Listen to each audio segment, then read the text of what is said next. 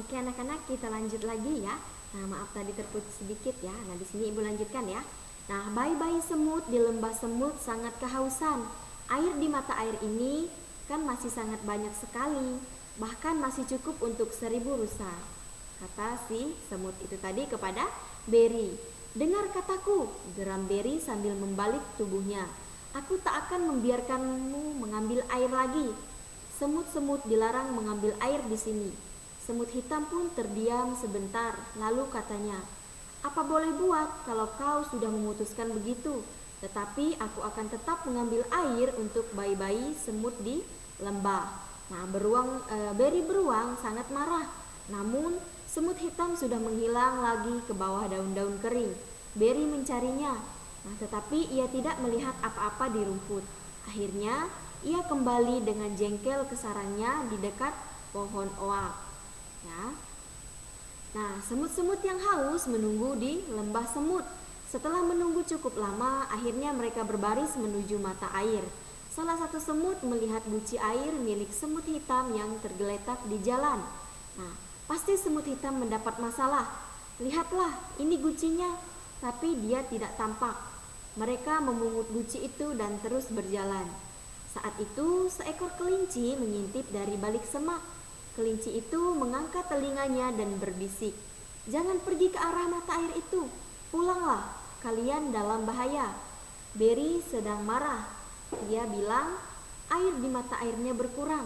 Ia akan mencakar semut-semut yang berani mengambil air dari mata airnya.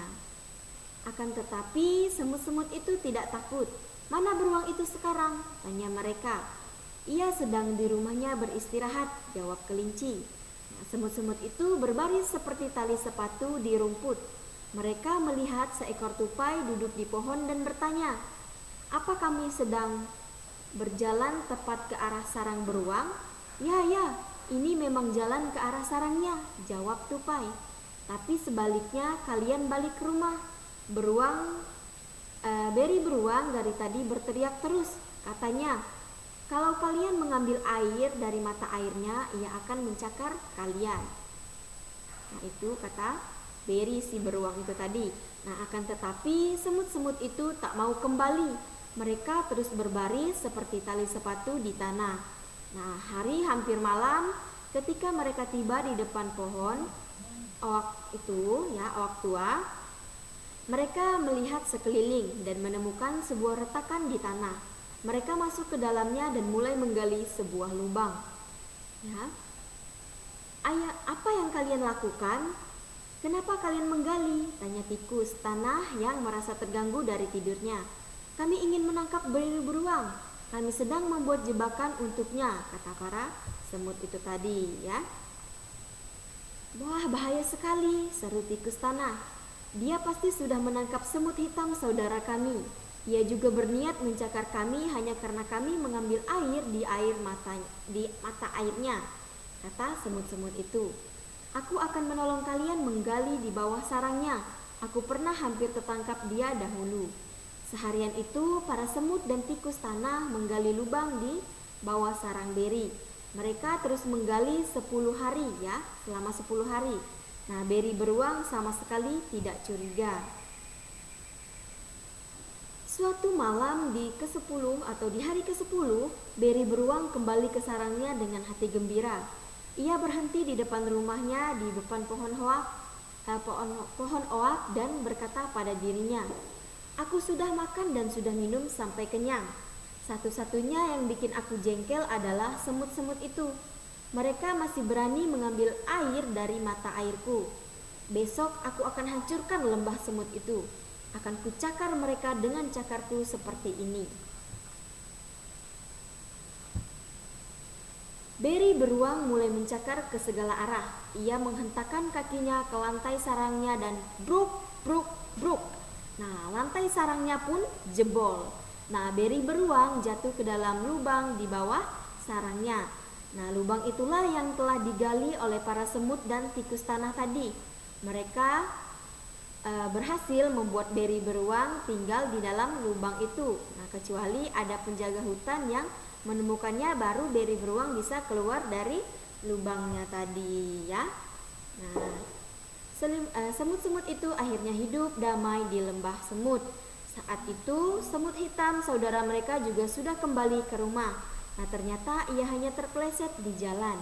Jadi tidak ada yang merusak kebahagiaan semut sekarang. Nah, para semut dengan bebas pergi mencari makan dan minum di hutan. Nah jadi anak-anak itu adalah sekilas ya cerita tentang beri beruang dan semut yang mempermasalahkan mata air tadi. Nah ini diambil dari sumber Bobo Kidnesia.com ya. Nah ini cerita tentang semut dan beri ya, beri si beruang. Nah tadi anak-anak kita sudah membaca cerita tentang beri beruang dan semut. Nah kemudian di sini kalian bisa menjelaskan peristiwa terjadinya cerita semut dan beruang ya dengan bahasamu sendiri ya.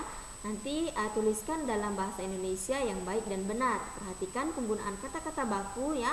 Kemudian perhatikan pula penggunaan tanda baca yang benar ya. Nanti anak-anak bisa mempersingkat peristiwanya atau mempersingkat cerita antara semut dan beruang itu tadi seperti ini ya. Nah, di sini Ibu sudah buat contoh singkat dari cerita tentang semut dan beruang ya. Nah, di sini yang pertama, suatu hari beri beruang melihat air berkurang dan dia menuduh bangsa semut yang mengambil air tersebut ya.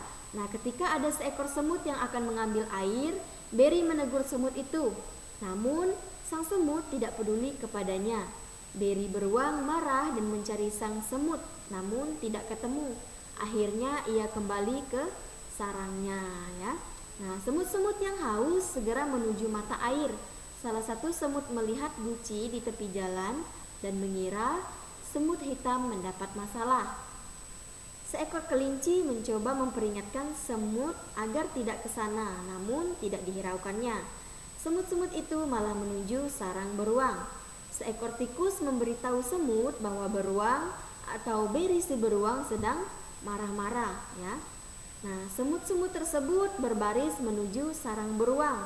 Nah, semut-semut dibantu tikus menggali lubang di bawah sarang beruang. Nah, suatu malam ketika beruang menghentakkan kakinya ke lantai sarangnya dan bruk ya, lantai sarangnya pun jebol. Nah, beruang jatuh ke dalam lubang yang digali oleh semut dan kelinci itu tadi ya.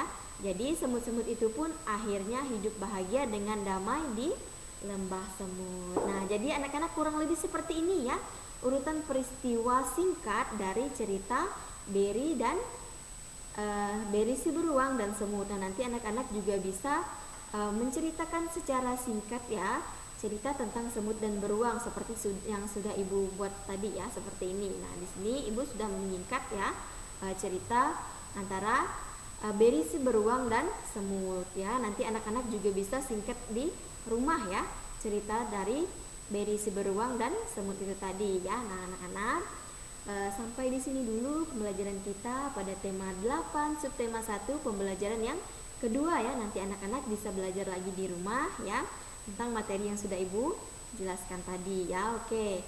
Nah, besok kalian masih ada UTS ya. Tolong belajar di rumah, kerjakan dengan baik UTS-nya agar kalian juga mendapatkan nilai yang baik ya. Nah, anak-anak, untuk mengakhiri pembelajaran kita pada pagi hari ini, marilah kita berdoa salam marga ya. Mari kita angkat tanda kemenangan kita dalam nama Bapa dan Putra dan Roh Kudus. Amin. Salam Maria, penuh rahmat Tuhan sertamu.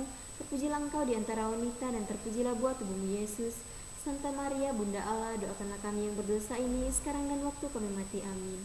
Kemuliaan kepada Bapa dan Putra dan Roh Kudus seperti pada permulaan, sekarang dan selalu sepanjang segala masa. Amin. Dalam nama Bapa dan Putra dan Roh Kudus. Amin. Oke anak-anak, terima kasih untuk waktunya hari ini. Selamat belajar ya. Tetap semangat belajar di rumah. Tuhan Yesus memberkati. See you, bye-bye.